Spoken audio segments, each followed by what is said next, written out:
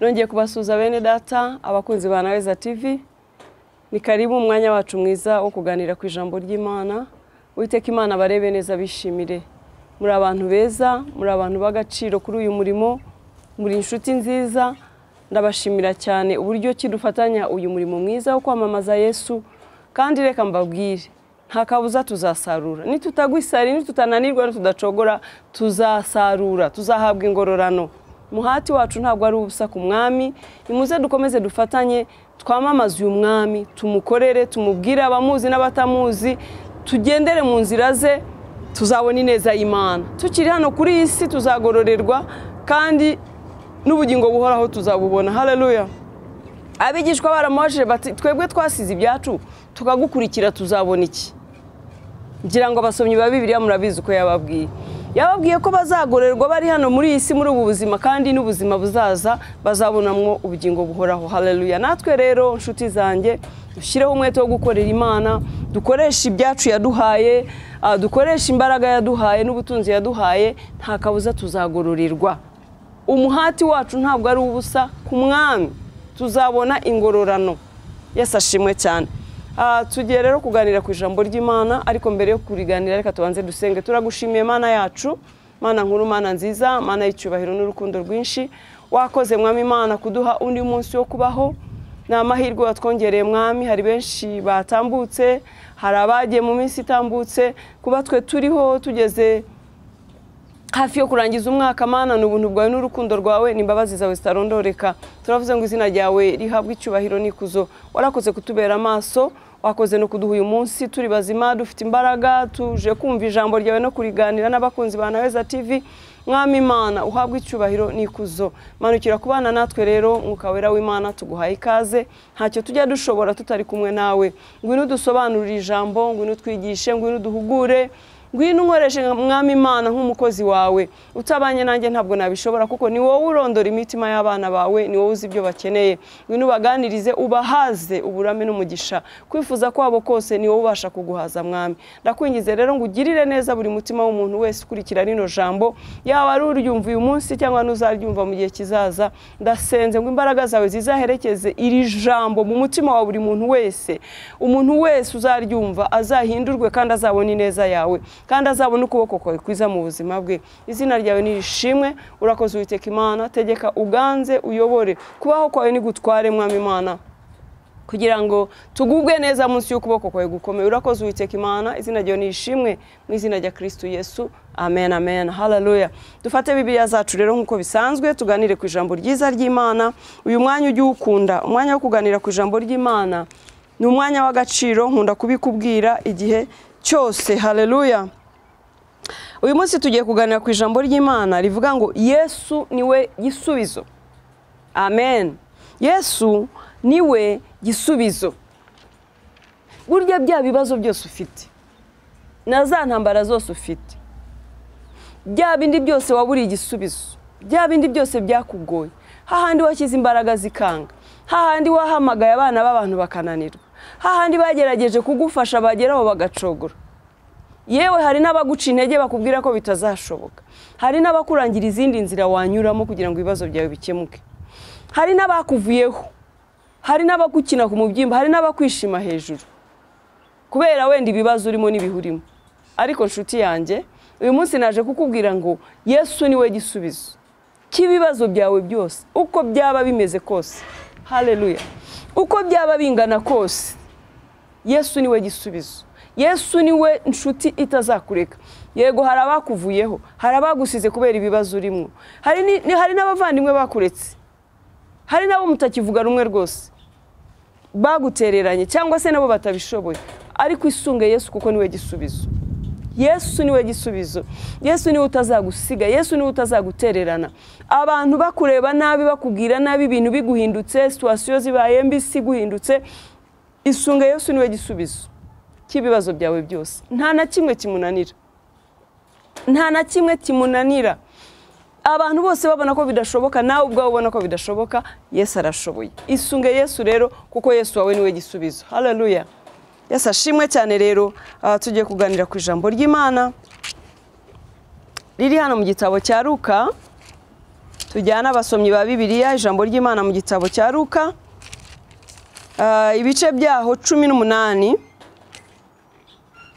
ku murongo wa 35 abariho duhera. Haleluya. Guhera ku murongo wa 35 kugera ku wa 43. Ngo Yesu ahumura impumyi. Nuko yenda kugera i Yeriko, impumyi yari yicaye iruhande rw'inzira isabiriza. Yumvise abantu benshi bahita ibaza ibyo ari byo, barayibwira bati ni Yesu w'i Nazareti uhita. Irataka cyane iti Yesu mwene Dawidi mbabarira. Umurongo wa 39 abagiye imbere barayicyaha ngo iceceke. Ariko irushaho gutaka iti mwene Dawidi mbabarira. Yesu arahagarara ategeka ko bayimuzanira. Igeze bugufi arayibaza ati urashaka ko nkugirira nte? Databuja ndashaka guhumuka. Yesu arayibwira ati humuka, kwizera kwawe kuragukijije. Ako kanya arahumuka, amukurikira himbaza Imana. Abantu bose babibonye bashima Imana. Yesu ashimwe cyane. Ngira ngo ijambo ry'Imana uraryumvise, wenda waranaryumvise n'ikindi gihe, ariko ijambo ry'Imana rihora ririshya kandi riza rifite impamvu yaryo uwo munsi. Haleluya. Hari impumyi yiyicariye ku muhanda isabiriza. Urumva nawe ubuzima bwe bwari bwo gusabiriza. Yari atunzwe n'abahisi n'abagenzi bahita umutereye igiceri, uhise ushatse kumuha icyo giceri akamuha, ushatse kumutuka akamutuka, umusuzuguye akamusuzugura, umuciri akamucira. Urabizi nawe umuntu uri ku muhanda usabiriza, nawe utekereze babandi ujye usanga ku muhanda basabiriza, ese ubafata ute, ubaha agaciro ki? Buri gihe ese urabaha cyangwa ubahita ukabareba? Hari nubwo ushobora kubagera imbere ukareba hirya ugakebuka hirya kugira ngo utababona, be kugusaba, mbese barastressa, be kugusaba, be kukwicira gahunda. Ngira ngo nawe urabizi babandi usanga basabiriza. Uyu nawe yari ari ku muhanda asabiriza, aribwo buzima bwe, aribyo bimutunze. Uribaza yarabonaga ngahe? Yarabayeho ubuzima ki? Haleluya. Atunzwe no gusabiriza abahisi n'abagenzi. Noneho ngo ari aho ngaho nyine yicaye yaje gusabiriza nk'uko yabimenyereye. Hariho igihe tuba turi mu buzima twamenyereye ariko tugatungurwa n'ineza y'Imana. Ndagira ngo nkubwire ngo burya Imana nigira ikikora ikakirema ikagikomeza, ishobora kugutunguza ineza yayo isaha n'isaha. Cyangombwa nuko ubuteguye umutima wawe. Nawe rero yari yabyutse agiye gusabiriza nk'uko yabimenyereye, agiye kwicara handi ku iseta aho ajya kwicara agasabiriza. Haleluya. Urumve, reka nsubiremo wumve neza. Ngo nuko yenda kugera i Yeriko, impumyi yari yicaye iruhande rw'inzira isabiriza, isaba abahisi n'abagenzi. Yumvise abantu benshi bahita ibaza ibyo ari byo kuko ntiyabonaga. Yumvise abantu benshi bahita basakuza, yumvise urusaku, ibaza ibyo ari byo, ati ibyo ni ibiki? Abo bantu numva biterwa urusaku, numva bimeze gute? Habaye iki ko numva bidasanzwe? Amen, amen. Baramubwira bati ni Yesu w'i Nazareti uhita. Haleluya. Noneho impumyi imaze kumva ko ari Yesu w'i Nazareti, wenda yari yarigeze kumva amakuru ye mbere, yumva imirimo n'ibitangaza akora, yumva abandi akiza, yumva batabara, aravuga ati nanjye ntabwo ncika. Ariyemeza, aribwira mu mutima we ati ngize amahirwe yo kumwumva, aciye ahangaha ntabwo ari bunshike. Ariyemeza. Yesu ashimwe cyane. Ntiyita ku bamukikije, ntiyita kuri abo bahita, ntiyita ko ari impumyi aho ku muhanda wenda yanduye isa nabi. Ibyo byose arabyiyibagiza, abita inyuma ye, aravuga ati icyangombwa nuko uyu munsi Yesu w'i Nazareti atari bumpiteho nanjye, agomba kunyemurira ikibazo kuko numvise ko afite ubushobozi. Haleluya. Nakunze impumyi, yari umuntu uzi icyo ashaka. Aravuga ati nta kintu kiri bumbuze uyu munsi wa none kubona ineza y'Imana. Kuva ari Yesu w'i Nazareti uhise, ntabwo ari bugenda atankemura ikibazo, ntari bugenda atantabaye, ngiye gukora icyo bisaba, nta kindi nitayeho, nta muntu nitayeho. Abankikije n'akazi kabo birabareba, ariko ngewe uyu munsi ngombe mvugane na Yesu. Haleluya. Urumva uko kwiyemeza, urumva uko kugambirira, urumva ubwo bushake, urumva uwo mwete, urumva uwo muhate. Aravuga ati nta wundi wankemurira ikibazo, dore igihe nabereye hano ku muhanda nsabiriza, dore igihe nasuzugurikiye, dore igihe abantu bantukiye, dore igihe abantu bampereye banyurira kandi bampa intica ntikize. Ubu buzima bwo gusaba ndaburambiwe, aka gasuzuguro ndakarambiwe, izuba rya buri munsi nicaraho nsabiriza ndarirambiwe, imvura iragwa ikansanga hano nsabiriza, ntago najya kugama kugira ngo abo nsaba bataza kuncaho nkabura kugira icyo ntahana nkarara ubusa. Ndabirambiwe ibi bintu, ubu buzima ndimwo bwo kuba impumyi ndaburambiwe. Ngomba gushaka Yesu uyu munsi nkamugeraho akankemurira ikibazo. Niwe gisubizo cy'ibibazo byanjye. Haleluya. Iyi mpumyi yaratekereje ifata ingamba. Ese mwene data wowe ushobora gufata ingamba? Ibyo bibazo ufite uzabyihererana? Ese bizagutera amaganya n'amarira, bizagutera ipfunwe ryo kukwihisha? Uzihisha ugeze ryari? Ese uziruka mu bantu ushakisha ubufasha kugeza ryari? Ese uzasuzugurwa kugeza ryari? Wateye intambwe ugasanga Yesu ko ari we gisubizo, wamwegereye ko ari we wagutabara. Abana b'abantu rimwe na rimwe ko bagwa bakakuryanira n'inzara. Yesu ashimwe cyane ko Yesu ari we gisubizo, kandi ko ari we gisubizo cy'igihe cyose, ko ari we wabikemura bigakemuka burundu. Washatse Yesu, niwe gisubizo cy'ibibazo byawe. Haleluya. Arangije rero yampumyi yigira inama ngo arataka, ngo irataka cyane. Bamaze kumubwira barayibwira bati ni Yesu w'i Nazareti uhita. Arangije aravuga ati okay, nari naramubuze uwo mugabo, namwifuzaga ndamubura, nari narabuze kumugeraho, none aranyizaniye, niwe uhita aho ndi, ntabwo mvira maho, ntabwo ndi buvire mwaho. Yesu ashimwe cyane. Murongo wa 38 aravuga ngo irataka cyane iti Yesu mwene Dawidi mbabarira. Yesu mwene Dawidi mbabarira. Ngo irataka cyane. Noneho ba bantu bari imbere aho ngaho ngo barayicyaha, barayicecekesha bati nawe wampumye uravuga mu bantu, nawe ufite icyo wavuga, uko usuko wajya imbere y'abantu. Mbese ngira ngo bibwiye byinshi nyine mu mitima yabo byatumye bayicyaha, bumva ko idakwiriye kuvuga mu bandi. Ese ubundi bayicyahiraga iki? Ko nawe yari umuntu, kuki bumvaga adakwiriye kugera kuri Yesu? Ariko uzi ukuntu abana b'abantu bagira ubwibone. Hari igihe wumva hari ibyo babakwiriye wowe udakwiriye, hari intebe bumva bagomba kwicaraho wowe utakwicaraho, hari akazi bumva bakwiriye wowe utabona, hari umugisha bumva bakwiriye wowe udakwiriye, kubera kwikunda kw'abana b'abantu. N'uyu nguyu nuko bamugenjeje rero, ngo baramucyashye, ngo barayicyaha. Koko yari impumyi baramucyaha, aranduye, ntakwiriye kujya imbere y'abantu, ntakwiriye kwegera Yesu. Ariko Yesu ntabwo arabanura ku butoni. Haleluya. Abagiye imbere barayicyaha ngo iceceke, barayicyaha ngo ceceka. Nawe uravuga iki? Nawe uri wo kuvuga mu bantu? Nta soni. Baramucyaha. Ariko kuko impumyi yari izi icyo ishaka, ntabwo yabemereye. Haleluya. Ariko irushaho gutaka iti mwene Dawidi mbabarira. Ndibaza ko noneho yashyizeho n'ijwi rirenze iryo yari yashyizeho, ngo irushaho gutaka. Barayicyaha ariko irabyirengagiza. Nshuti yanjye, nutagira ibyo wirengagiza, nutagira ibyo utesha agaciro, nutagira ibyo wima amatwi, ntabwo uzabona ineza y'umwami, ntabwo uzabona gutabarwa, ntabwo uzabona kurengerwa. Hari ibyo ugombye kwiyima, hari ibyo ugombye gucecekesha, hari ibyo ugombye kurenga, hari ibyo ugombye gutera umugongo, hari abantu ugombye gutandukana nabo, hari ibyo ugombye kureka kugira ngo usingire ineza Yesu agufitiye, kugira ngo umwegere.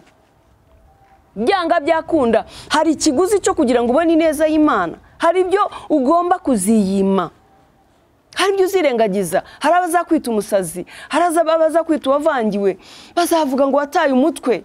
Ese runaka buri ibyabamo ni ibiki? Asigaye yigira ibiki? Ese bitebye? Ariko ujye ubatera umugongo, uvuga uti icyo nshaka ndakizi, n'uwo nshaka ndamuzi, niwe untabara, niwe undengera, byo mutankorera niwe ubinkorera, ni umwami wanjye unkunda. Yesu niwe gisubizo cy'ibibazo byanjye. Jya ugira icyo usubiza abantu bakubaza impamvu z'ibyiringiro byawe, kandi ugira umwete wo kumushaka, kuko niwe uzagutabara, niwe gisubizo cy'ibibazo byawe byose. Haleluya. Noneho uko bamucyaha, uko bacyaha iyo mpumyi, ngo irushaho gutaka cyane iti Yesu mwene Dawidi ntabara, mbabarira. Haleluya. Noneho Yesu arabyumva, arabyumva, yumva ko bariho bamucyaha, yumva ko bariho bamuhagarika, badashaka ko yegerana nawe, badashaka ko amutabaza, abamucecekesha yarabumvise, burya na mbere yari yabumvise, arabareka ngo banze arebe, baramucyaha, baramuceceke, ubwa mbere kimuhamagara igitaka yari yayumvise, barayicecekesha, arabyumva, arongera arataka ubwa kabiri, Yesu arabyumva, arindira ko hari uwamugirira impuhwe muri ba bantu bari kumwe nawe, ngo amumushyire, amutambutse imbere y'abandi, amugirire n'izo mpuhwe koko wenda ari impumyi, amushyire Yesu. Yesu arabirindira, arabibura, nta mpuhwe. Nshuti yanjye, niba urindiriye abazakugirira impuhwe mu bibazo byawe, uhora utakutakira abantu babwira ibibazo byawe, ubivuga hirya no hino, bakugize nyiranjajwa cyangwa se njajwa, bagutesheje agaciro, baragufata uko biboneye kubera ibibazo byawe, hunga. Reka abana b'abantu batera umugongo, ushakire Yesu, usanga Yesu niwe gisubizo cy'ibibazo byawe.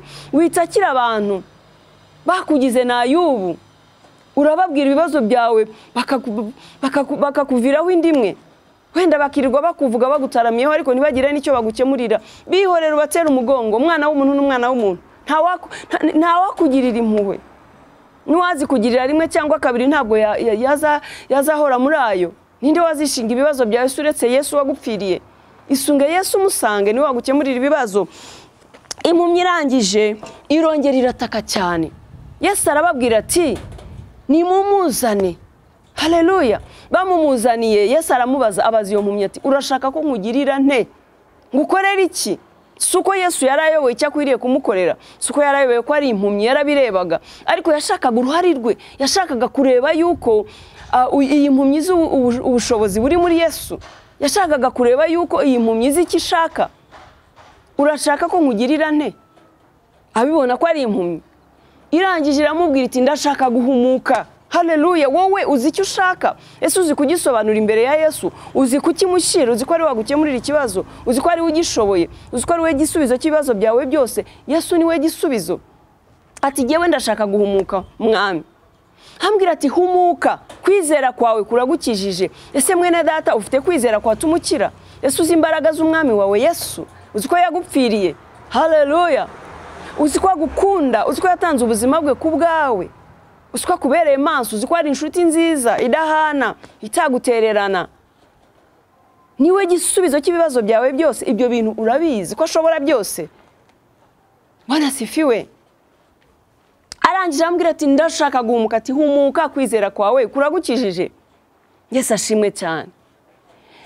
Impumyi uwo mwanya irahumuka, iratangira yitera hejuru ihimbaza Imana. Ababibonye bose baratangara. Nshuti yanjye, egera Yesu, umuhanga amaso, umutabaze, umutakambire, azagukemurira ibibazo. Abo ngabo bariho bagucyaha, abo bakubyiga, abo bagusubiza inyuma, abo babona ko udakwiriye ibyiza, abo babona ko ubuzima bwawe ari ubwo kurira bukwiriye guhora bumeze gutyo, abo bumva ko nta cyiza ukwiriye. Imana nimara kugutabara, nimara kukugirira neza, bazateranira kukureba babone ineza y'Imana, bazagufasha gutanga ubuhamya bamaze kubona imbabazi z'Imana. Yesu ashimwe cyane. Kandi umwami Imana namara kugusubiza, nabo bakuviyeho bazakugarukira, bazakuvugisha neza, bazakwereka urukundo. Nyamara igihe wari uri mu bibazo yenda batarahabaye, reka wumve ukuntu bamubwiye. Haleluya.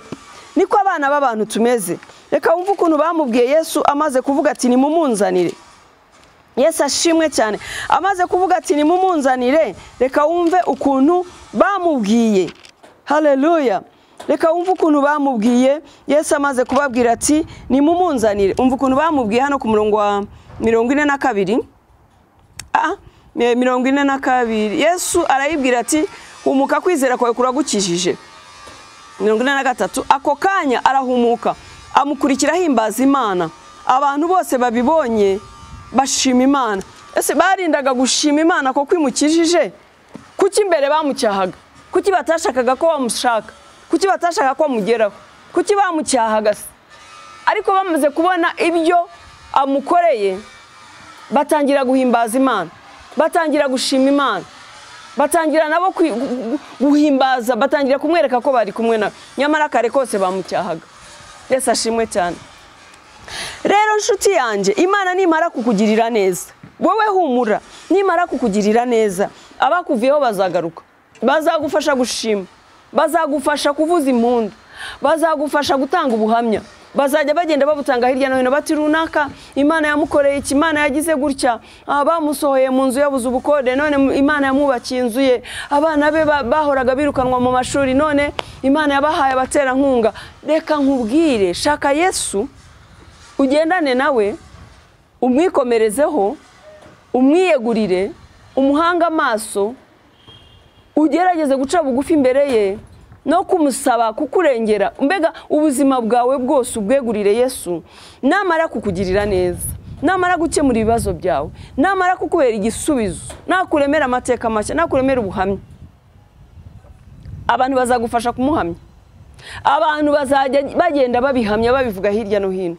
Babandi bagucecekeshaga, babandi baguteshaga agaciro bazakugarukira kubera ko Yesu azaba yabikoze. Haleluya. Kubera ko Yesu azaba yabigenje neza, bazakugarukira, ntabwo ari wowe uzabashaka, bazagushaka, bazaza kureba ibikazi Imana yagukoreye, bazaza kureba ineza y'Imana ku buzima bwawe, kandi nunagenda ineza y'Imana izajya yigaragaza. Iyo Imana ibikoze birigaragaza. Uwari impumyi ngo agenda yitera hejuru ahimbaza Imana. Abahisi n'abagenzi babandi bajyaga bamusanga yicaye handi ntibongera ko bamusanga, babandi bamusuzuguraga bamucaho aho yicayeho ntabwo bongeye kumubona, barabaririza. Buriya yenda barababarije ati yampumye yajyaga yicara ahanga ko ntakibona, bati Yesu yaramuhumuye, ubu ni umuntu muzima, bari mu kazi karakora. Bazagufasha gutanga ubuhamya, bazajya bavuga ineza y'Imana n'imirimo y'Imana ku buzima bwawe. Icyo wowe usabwa ni ugushaka Yesu, kandi ukabyigana, kandi ugahatana, kandi ugashyiraho umwete, ukagira ibyo witandukanya nabyo, ukagira ibyo wima amaso, ukagira ibyo wima umutima, ukagira ibyo ukora kugira ngo usingire ineza Yesu agufitiye, kugira ngo umwegere, kuko ntabwo uzicara gusa ngo bigusanga aho wicaye. Kubera yuko iriya mpumyi iyo biba gutyo yari kwicarira hariya, yari yicaye gusa, ntatake, ntahaguruke, ntiyiruke ngo asange Yesu. Yesu yari kumusanga hariya wenda, yari kwicara ati reka nicara aha Yesu azahansanga kuko ni umunyembabazi aransanga hampumure. Ariko yateye intambwe ngo arabaduka, ariruka, aramusanga ati Yesu mwene Dawidi ntabara. Hari intambwe ugomba gutera kugira ngo ubone ineza y'Imana, hari ibyo ugomba gusiga kugira ngo ugire ibyo ubona Umwami Imana agufitiye. Yesu ashimwe cyane. Hari icyo ugombye gukora, hari intambwe imwe nibuze ugombye gutera. We yateye intambwe yo gutaka, tera intambwe yo kwizera, atera intambwe arahaguruka aho yari yicaye, aragenda, bituma abona ineza y'Imana, bituma ahumuka. Ese nawe ukeneye ineza y'Imana? Ukeneye kubona ukuboko k'Umwami? Haguruka ugira intambwe utera, gira icyo ukora, musange, mwiyegurire, musenge, mucire bugufi, mutabaze, mutakambire, uzabona ineza ye. Arahari kukugirira neza. Haleluya. Icyamuzanye mu isi ni ukudutabara, ni ukuduhoza amarira, ariko ashaka kubona uruhari rwawe. Niyo mpamvu yamubajije turashaka ko nkugirirane. Ese urashaka ko Yesu akugirira ate? Haleluya. Wowe mu buzima bwawe urashaka ko Yesu akugirira ate? Niba ushaka ko gutabara, niba ushaka ko gukemurira ibibazo, niba ushaka kugendana nawe, haguruka utere intambwe. Ntabwo ibya Yesu biribwa n'abicaye, ntabwo ibya Yesu biribwa n'abarambije, ntabwo ibya Yesu ari iby'abanebwe. Ho ibya Yesu ni iby'abatwarana, abaharanira kumushaka, abahirimbanira kumushaka, abakora ibyo ashima, abamucira bugufi, abamwubaha bakamwubahisha, abo nibo babona ibye.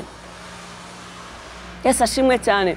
Ubwami bw'Imana buratwaranirwa, kandi ngo intwarane zibugishamo igitugu. Ntabwo ibya Yesu ari iby'abanebwe, ntabwo ari iby'abatagira icyo bakora. Yesu ashimwe cyane. Bisaba gushira amanga, bisaba guhaguruka, bisaba kugira umwete, bisaba kumushaka, bisaba gusoma ijambo ryo kumva icyo rivuga, bisaba kubaririza ukamenya amakuru ye. Impamvu iyi mpumyi bayibwiye, yabajije ngo ni iki ko numva hari urusaku, ni byagenze bite? Bakamubwira bati ni Yesu w'i Nazareti utambuka. Yagize umwete wo kubaza, ntabwo yacecetse. Byarashobokaga ko yicecekera akaguma agasabiriza, akavuga ati noneho hariho haranyuraho abantu benshi reka mbasabe. Ariko aravuga ati narasabye ndarambiwe, none ubwo numva ari Yesu w'i Nazareti nkaba numva ibyajya akora, nanjye uyu munsi arantabara. Yesu ashimwe cyane.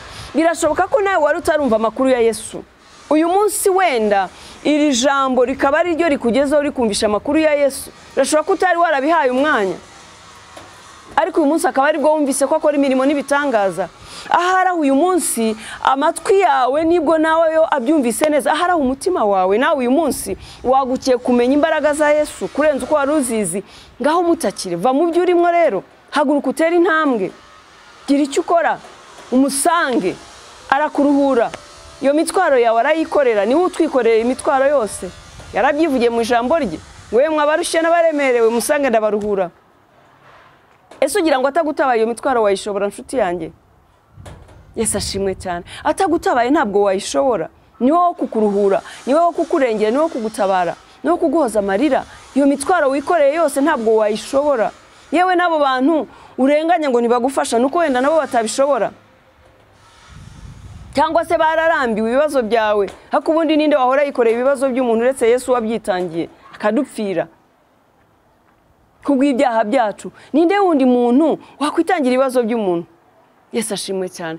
Isunge Yesu rero nshuti yanjye, akwikorerera imitwaro, agutabare, akurengere kandi aguhoza amarira, koko arabishoboye, ashobora byose nta kimunanira.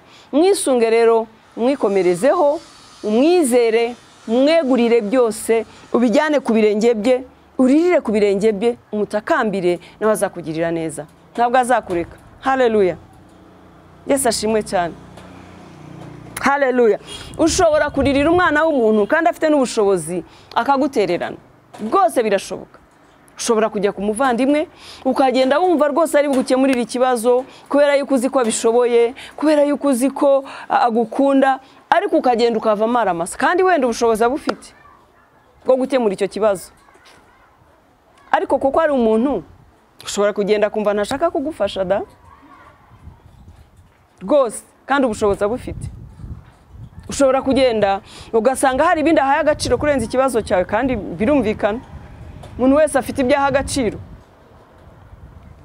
Ukagaruka imbokoboko ntacyo agukoreye kandi wumvaga rwose umwizeye, wumva agomba kugikemura, wumva agomba kugutabara, wumva agomba guhagarara nawe muri icyo kibazo. Ariko Yesu ntabwo ushobora kumujya imbere ngo umuve imbere amaramasa, ntabwo yakureka. Mwisunge rero ni inshuti nziza, mwikoreze imitwaro yawe yose, arakuruhura kandi arakugirira neza. Yesu niwe gisubizo cy'ibibazo byawe byose. Umwami Imana aguhe umugisha, umwegere umwisunge, nta kabuza azakugirira neza. Haleluya.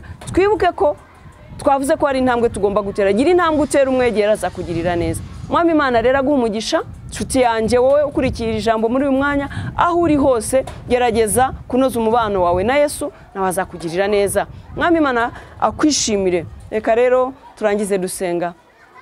Turagushimiye mwami wacu Yesu, wowe wadupfiriye ukatwitangira, ukamena amaraso yawe ku bwacu, ukikorera ibyaha byacu. Ndaguha icyubahiro, urakoze kutwibutsa ko ari wowe gisubizo cy'ibibazo byacu mwami. Aba bana bawe bakurikira ijambo aho bari hose Kristo, umwana we warurushye aremerewe akubititse yihebye, atazaho gutabarwa kwe kwaturuka, none umwibukije ko wowe Yesu ari wowe gisubizo cy'ibibazo byose. Urakoze rero mwami, ngaho kemura ibibazo by'abana bawe. Tabara uwo wari wihebye, uwo wumvaga wenda akwiriye no kwiyahura, uwo wumvaga yabuze aho ajya nuko yabigenza. Mwami Imana, mutabare, ukuboko kwawe kwiza kumurengere kuko ushobora byose. Ijambo ryawe ryihumure rikore ku mutima we, kandi umwereke inzira akwiriye kunyuramo kugira ngo atabarwe, kandi inzira nta yindi nuko kwisunga, nuko kugana, niho tubonera ubutabazi kuko ufite byose twifuza mwami. Urakoze kubwira ijambo rero riherekeresha imbaraga n'ibitangaza mu mitima y'ubwoko bwawe. Buri muntu wese wumvise iri jambo mwami Imana ntagasigara uko yarameze, ahubwo azabona ineza yawe. Urakoze data mwiza, ndagushima ko unkoresheje mwami, ukabera ndagushima ko wabanye nanjye kugira ngo usohoze umugambi wawe ku bana bawe data, ngo wahe icyubahiro kuko uri uwo kwizerwa. Urakoze mwami wacu, urakoze byiringiro bizima bitagajuka kandi bidakoze isoni. Icyubahiro no guhimbazwa n'ibyo mu izina rya Yesu, amen.